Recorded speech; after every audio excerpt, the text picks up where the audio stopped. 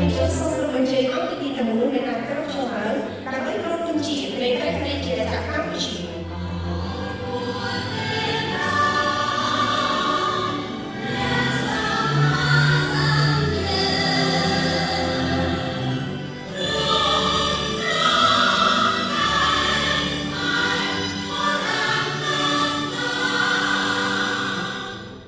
អង្គពីទីមួយជាទីគោរពនៅថ្ងៃនេះសមាគមប្រជាជាតិទឹកមកផ្អែមនិងប្រព័ន្ធកម្ពុជាបានរៀបចំសន្និសីទកណ្ដាលឆ្នាំលើកទី3ស្ដីពីនូវវិនវត្តនៃការព្យាបាលលើផលវិបាកសាសនាជាតិតូចៗលើអ្នកជំងឺទឹកមកផ្អែមនិងការព្យាបាលជំងឺប្រភេទទី